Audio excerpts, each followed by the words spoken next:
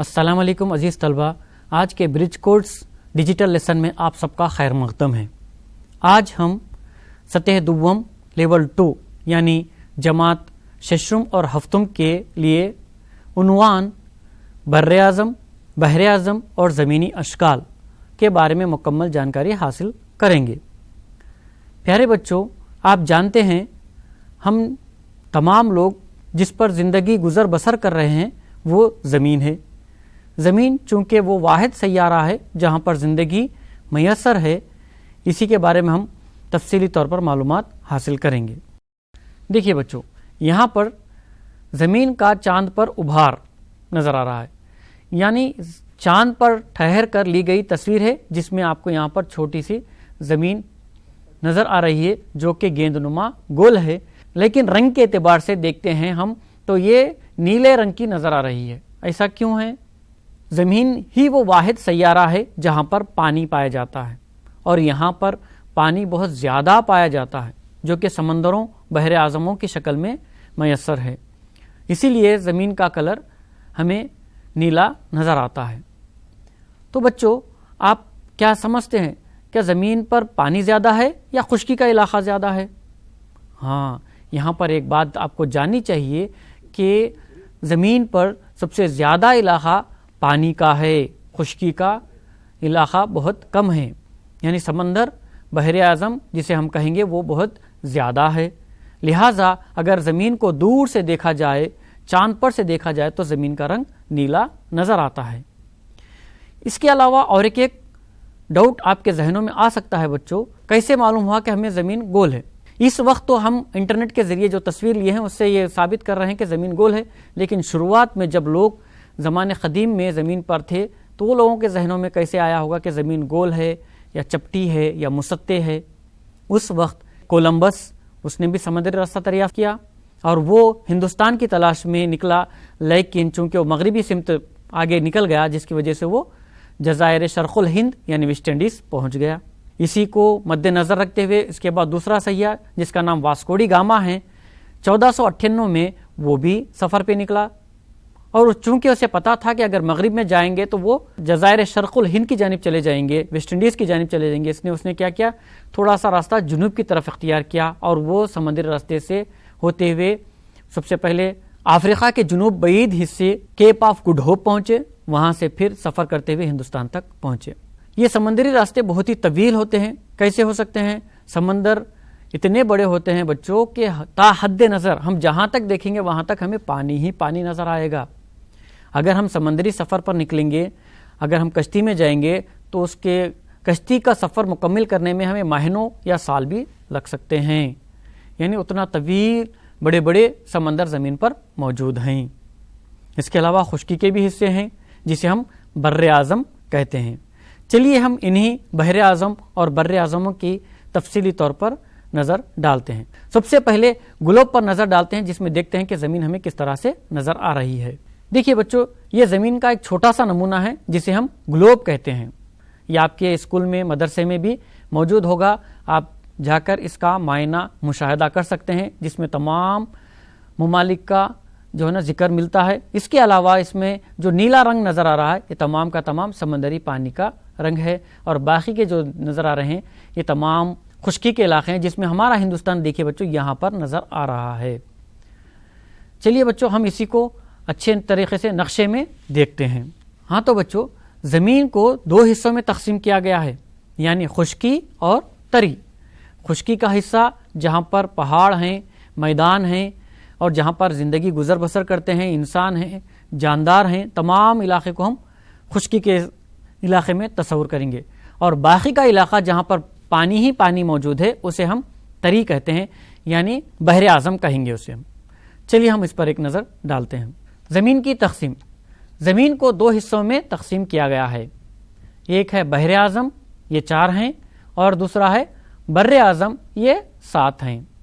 بحر اعظم 4 ہیں لیکن بہت بڑے بڑے ہیں اور زیادہ زمینی حصے پر گھیرے ہوئے ہیں، جبکہ بر اعظم 7 ہیں لیکن بحر اعظم کے مقابلے میں چھوٹے ہیں۔ بحر اعظم کون کون سے ہیں؟ چلیے ہم اس پر تفصیلی طور پر دیکھتے ہیں۔ سب سے پہلے ہے بحر الکاہل، یہ دنیا کا سب سے بڑا بحر اعظم ہے۔ اس کے بعد بحر اقیانوس دوسرا نمبر پہ آتا ہے، تیسرا بڑا بحر اعظم بحر ہند ہے، اور چوتھا بحر منجمد شمالی و جنوبی۔ 4 بحر اعظم ہمارے پاس موجود ہیں۔ اگر دیکھا جائے تو 5 بحر اعظم ہیں، لیکن ہم 5ویں بحر اعظم یعنی بحر منجمد شمالی اور جنوبی کو ایک ہی طرح سے گنتے ہیں، چونکہ یہ منجمد ہے، برف کی شکل میں جمع ہوا بحر اعظم ہے، لہٰذا اس کو ایک ساتھ گنا جاتا ہے۔ اگر ہم اس کو نقشے میں دیکھیں گے تو کس طرح سے نظر آتا، چلیے دیکھتے ہیں۔ دیکھیے بچوں، یہ ہے دنیا کا خاکہ، یعنی دنیا کا نقشہ ہے جسے ہم اچھی طریقے سے آپ کے اسکرین پر دیکھ رہے ہیں۔ یہاں پر جو نیلا رنگ نظر آ رہا ہے تمام کا تمام سمندر ہے، اور جو سفید رنگ کے نقشے نظر آ رہے ہیں یہ خشکی کے حصے ہیں۔ مگر یہ بات آپ کو ذہن میں رکھنی ہوگی بچوں کہ زمین گول ہے، لہٰذا اگر ہم اس کو مسطح کر کر نقشے کی شکل میں دیکھ رہے ہیں، لیکن ایکچولی یہ گول ہے۔ ایشیا کا مشرقی کونا اور شمالی امریکہ کا مغربی کا کونا دونوں آپس میں قریب قریب موجود ہیں، یعنی ان دونوں کے درمیان صرف 96 کلومیٹر کا فاصلہ ہے۔ تو بچوں سب سے پہلے ہم بحر اعظموں کے بارے میں تفصیلی طور پر دیکھتے ہیں۔ سب سے پہلا بحر اعظم کون سا کہا ہم نے؟ بحر الکاہل۔ دیکھیے بچوں، یہ بحر الکاہل ہے۔ اب آپ سمجھ رہے ہوں گے کہ یہاں پر 2 بحر الکاہل نظر آ رہے ہیں، کیوں ایسا؟ جبکہ بحر الکاہل تو ایک ہی سمندر ہے، لیکن ہم نے کہا زمین گول ہے، لہٰذا بحر الکاہل یہاں پر بھی موجود ہے، اور یہاں سے لے کر چونکہ زمین گول ہے تو یہاں پر بھی بحر الکاہل موجود ہے۔ یہ دنیا کا سب سے بڑا سمندر ہے۔ اسے کاہل اس لیے کہا جاتا ہے چونکہ یہ شانت ہوتا ہے، خاموش ہوتا ہے، بہت بڑا گہرا سمندر ہے، لہٰذا اسے کاہل کہا گیا ہے۔ دوسرا بحر اعظم کون سا ہے؟ بحر اقیانوس۔ یہ افریقہ، یورپ، شمالی امریکہ اور جنوبی امریکہ کے درمیان واقع بحر اقیانوس ہے۔ اس کے بعد تیسرا بحر اعظم بحر ہند ہے۔ یہ ہندوستان کے جنوبی بعید کا حصے میں موجود ہے۔ بحر ہند تیسرا بڑا بحر اعظم ہے، جبکہ چوتھا بحر منجمد شمالی اور بحر منجمد جنوبی۔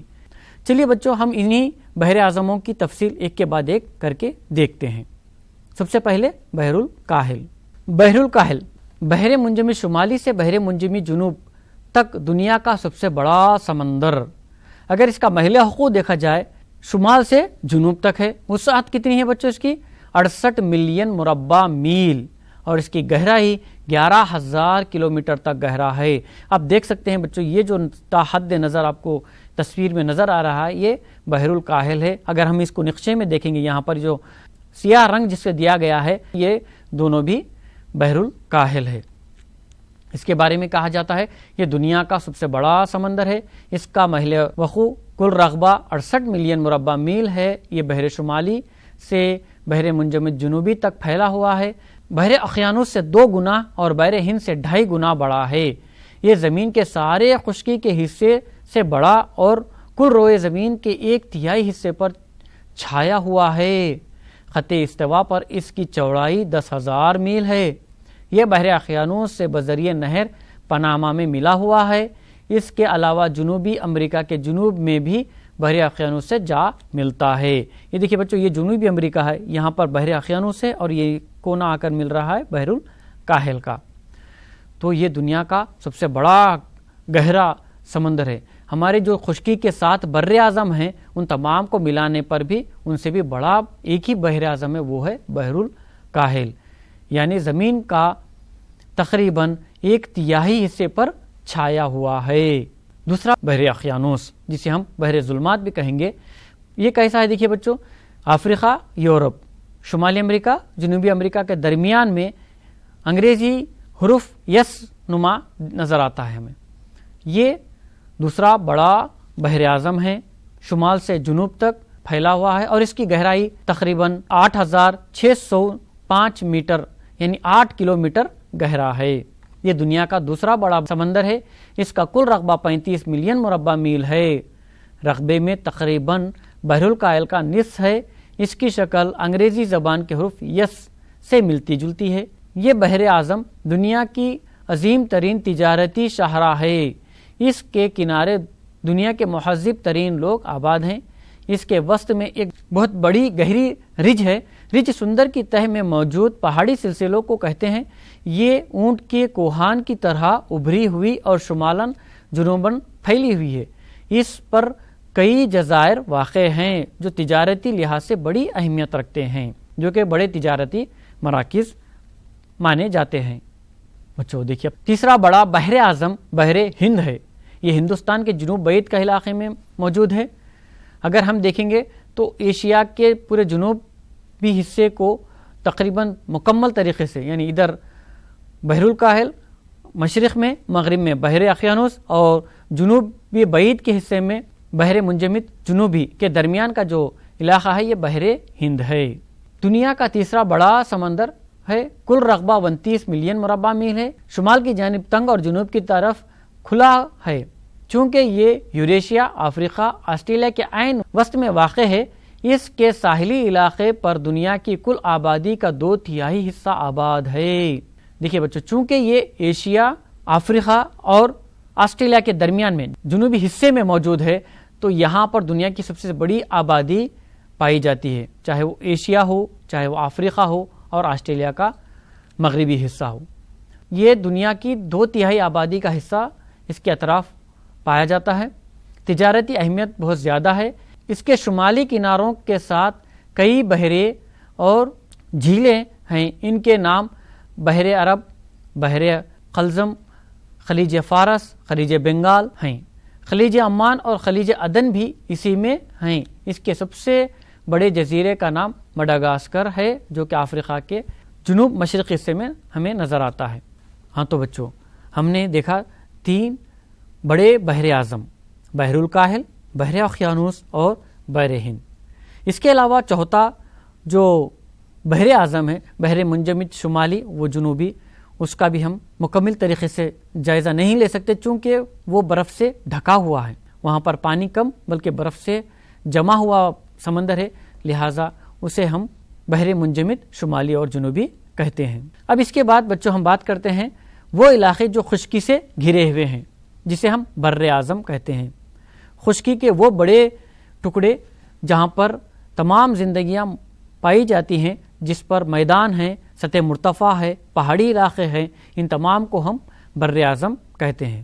ہماری زمین پر بر اعظموں کو بھی تقسیم کیا گیا ہے. کتنے حصوں میں تقسیم کیا گیا ہے؟ چلیے ہم دیکھتے ہیں. بر اعظم کتنے ہیں؟ دیکھیے بچوں، دنیا کا سب سے بڑا بر اعظم ایشیا، اس کے بعد افریقہ، شمالی امریکہ، جنوبی امریکہ، انٹارکٹیکا، یورپ، آسٹریلیا، یعنی 7 بر اعظم ہیں. بر اعظموں کو 7 حصوں میں تقسیم کیا گیا ہے: ایشیا، افریقہ، شمالی امریکہ، جنوبی امریکہ، انٹارکٹیکا، یورپ اور آسٹریلیا. چلیے ہم اس کو نقشے میں دیکھتے ہیں کہ کون سا بر اعظم کہاں پر موجود ہے. دیکھیے بچوں، دنیا کا خاکہ ہے، وہی خاکہ جس میں ہم نے بحر اعظموں کو دیکھا تھا. اب بر اعظموں کو دیکھیں گے. سب سے پہلا بر اعظم ہے ایشیا. ایشیا دیکھیے بچوں، دنیا کا سب سے بڑا بر اعظم ہے. شمال مشرق میں سائبیریا سے لے کر نہر سوئس تک، اور یورپ میں دنیا کا سب سے بڑا ملک جو روس ہے اس کے آدھے حصے یعنی سینٹ پیٹرس برگ سے لے کر جاپان تک، اور نیچے انڈونیشیا، ملیشیا وغیرہ تک، یہ تمام علاقے کو ہم ایشیا کہتے ہیں. یہ ایک سب سے بڑا بر اعظم ہے. دوسرا افریقہ، آپ نے دیکھا کہ یہ افریقہ ہے. تیسرا بڑا بر اعظم شمالی امریکہ ہے. چوتھا جنوبی امریکہ. پانچواں انٹارکٹیکا. یہ وہ بر اعظم ہے جہاں پر زندگی موجود نہیں ہے، یعنی یہاں پر نہ انسان ہے، نہ چرند ہے، نہ پرند ہے، یہاں تک کہ یہاں پر درخت وغیرہ جنگلات بھی موجود نہیں ہیں، چونکہ یہ بر اعظم انتہائی برف سے ڈھکا ہوا بر اعظم ہے. یہاں پر برف کے طوفان آتے رہتے ہیں. اس کے بارے میں ہم تفصیلی طور پر دیکھیں گے. اس کے بعد چھٹا بر اعظم ہے یورپ، اور 7واں سب سے چھوٹا بر اعظم آسٹریلیا ہے. تو دیکھو بچوں، آپ نے ایشیا، افریقہ، شمالی امریکہ، جنوبی امریکہ، انٹارکٹیکا، یورپ، آسٹریلیا. ہم نے اسے رقبے کے اعتبار سے رکھا ہے، رقبے کے اعتبار سے اس کی ترتیب دی ہے. چلیے ہم اس کے بارے میں ایک ایک کر کے جانکاری حاصل کرتے ہیں. سب سے پہلے ایشیا پر نظر ڈالتے ہیں. دیکھیے بچوں، یہاں پر ایک کلرفل نقشہ نظر آ رہا ہے آپ کے سامنے. یہ روس ہے، جو کہ دنیا کا رقبے کے اعتبار سے سب سے بڑا ملک مانا جاتا ہے. یہ ایشیا میں بھی موجود ہے اور اس کا تھوڑا سا حصہ یورپ میں بھی موجود ہے۔ تو روس، منگولیا، چین، یہ ہمارا ملک ہندوستان ہے۔ دیکھیے بچوں ہرے رنگ میں جو نظر آ رہا ہے یہ ہمارا ملک ہندوستان ہے۔ Pakistan, Afghanistan, Tajikistan, Kazakhstan, Uzbekistan, Turkmenistan, اسی طرح سے ایران، عراق، ترکی، سعودی عرب، یمن۔ اگر ہم اس کے مشرقی حصوں میں آئیں گے تو دیکھیے بچوں جاپان، شمالی کوریا، جنوبی Korea, Taiwan, Hong Kong, Philippines, Indonesia, Malaysia وغیرہ تمام ممالک یہاں پر موجود ہیں۔ اگر اس کا رقبہ دیکھیں گے ہم 1,72,12,000 مربع کلومیٹر ہے۔ یہاں کی آبادی 422,70,67,000 ہے اور ایشیا میں تقریباً 51 ملک پائے جاتے ہیں۔ ایشیا دنیا کا سب سے بڑا زیادہ آبادی والا بر اعظم ہے۔ یہ زمین کے کل سطحی رقبے کا 8.6%، کل بری حصے کا رقبہ 29.4 اور کل آبادی کا 60% حصے کا حامل ہے۔ اس میں کل 51 ممالک واقع ہیں۔ 2012 کے اقوام متحدہ کے اسٹیٹمنٹ کے مطابق یہاں کی آبادی 4,22,70,00,000 اور 67,000 ہے۔ 4 ارب یعنی 422 کروڑ آبادی یہیں پر موجود ہے۔ دنیا کی قدیم ترین تہذیبیں، آسمانی مذاہب کا مرکز بھی یہی بر اعظم، خصوصاً اس کا عرب کا خطہ اور گرد و بیش کا حصہ رہا ہے۔ تو دیکھا بچوں آپ نے کہ ایشیا دنیا کا سب سے بڑا بر اعظم ہے جس میں تقریباً 51 ممالک ہیں۔ ملک کسے کہیں گے آپ جانتے ہیں نا بچوں، ہمارا ملک ہندوستان ہے۔ اسی طرح سے کئی ممالک جس میں جاپان، شمالی کوریا، جنوبی کوریا، چین، منگولیا، سعودی عرب، Yemen, Oman, Iraq, Iran, Turkey, Turkmenistan, Tajikistan, روس، Malaysia, Indonesia, Philippines, Hong Kong, اس طرح سے تقریباً 51 ممالک ہمارے بر اعظم ایشیا میں پائے جاتے ہیں۔ اسی لیے اسے دنیا کا سب سے بڑا بر اعظم بھی کہا جاتا ہے۔ دوسرا بڑا بر اعظم کون سا ہے بچوں؟ ہاں بالکل درست فرمایا آپ نے، افریقہ۔ افریقہ بھی دنیا کا سب سے بڑے بر اعظموں میں اس کا نام شمار کیا تھا، دوسرا بڑا بر اعظم ہے۔ چلیے ہم اس پر تفصیلی طور پر نظر ڈالتے ہیں۔ افریقہ، دیکھیے بچوں افریقہ رقبے کے اعتبار سے 11.7 ملین مربع کلومیٹر کا ہے اور یہاں کی بھی آبادی تقریباً 84,16,26,000 ہے۔ ممالک کتنے ہیں یہاں پر؟ 52 ممالک ہیں، جیسے مصر ہے، لیبیا ہے، الجیریا، نائجیریا، مالی، مراکش، مغربی صحرا، Senegal, Ghana, Ivory Coast, Cameroon, وسطی افریقہ، Sudan, Ethiopia, Somalia, Kenya, Uganda, Congo, Tanzania, Madagascar, Mozambique, Zimbabwe, Zambia, Angola, Namibia اور جنوبی افریقہ۔ اس طرح سے 51 ممالک پر مشتمل یہ دوسرا بڑا بر اعظم ہے۔ افریقہ رقبے کے لحاظ سے کرۂ ارض کا دوسرا بڑا بر اعظم ہے۔ دلکش نظاروں، گھنے جنگلات، وسیع صحراؤں، گہری وادیوں کی سرزمین، اس میں کل 52 ممالک ہیں۔ آبادی کتنی ہے بچوں؟ 84,16,26,094 یہاں کی آبادی ہے۔ تو آپ اس بات سے سمجھ سکتے ہیں کہ یہ کتنا بڑا بر اعظم ہے۔ تیسرا بڑا بر اعظم کون سا ہے؟ امریکہ۔ کون سا امریکہ بچوں؟ شمالی امریکہ۔ جی، شمالی امریکہ دنیا کا تیسرا بڑا بر اعظم ہے اور یہ مشرق میں بحر اقیانوس اور مغرب میں بحر الکاہل سے گھرا ہوا ہے اور نیچے ایک باریک سی پٹی میکسیکو سے لے کر نیچے نکلتی ہے جو جنوبی امریکہ کو ملاتی ہے۔ یہاں پر کئی جزائر موجود ہیں۔ اس کا بھی رقبہ 24.2 ملین مربع کلومیٹر ہے۔ آبادی 55,27,61,000 آبادی ہے اور یہاں پر تقریباً 23 ممالک موجود ہیں۔ یہ دنیا کا تیسرا بڑا بر اعظم ہے۔ اس کے بعد چوتھا بڑا بر اعظم کون سا ہے بچوں؟ جنوبی امریکہ۔ یہ دنیا کا چوتھا بڑا بر اعظم ہے۔ اس میں سب سے بڑا ملک برازیل ہے، اس کے بعد ارجنٹینا، پیرو، کولمبیا، وینزویلا، فرینچ گیانا، چلی، یوراگوے، پیراگوے، پیرو، اس طرح سے تقریباً 14 ممالک موجود ہیں جو دنیا کا چوتھا بڑا بر اعظم کہلاتا ہے۔ مشہور ہے کہ شمالی امریکہ اور جنوبی امریکہ کو 1492 میں کولمبس نے دریافت کیا۔ پانچواں بڑا بر اعظم کون سا ہے بچوں؟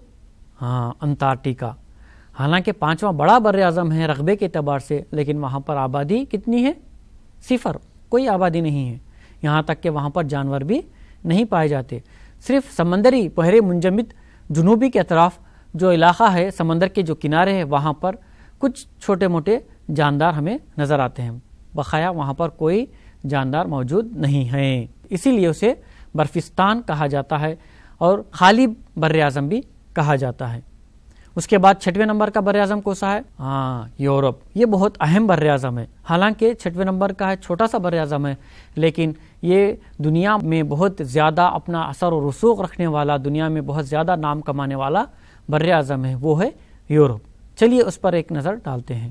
یورپ، دیکھیے بچوں، یورپ ایشیا اور افریقہ، مشرق میں ایشیا اور اس کے جنوب میں افریقہ اور اوپر شمالی سمت میں موجود چھوٹا سا بر اعظم جسے ہم یورپ کہتے ہیں، یہ روس، Poland, Ukraine, Romania, Slovakia, Germany, France, Spain, Portugal, Norway, Sweden, Denmark, Belgium, England, Ireland, Scotland, Italy, یونان، بلغاریہ، یہ تمام ممالک سے پھیلا ہوا بر اعظم ہے۔ اس میں تقریباً 49 ممالک ہیں اور اس کی آبادی کتنی ہے بچوں؟ 74 کروڑ 21 ہزار اس کی آبادی ہے۔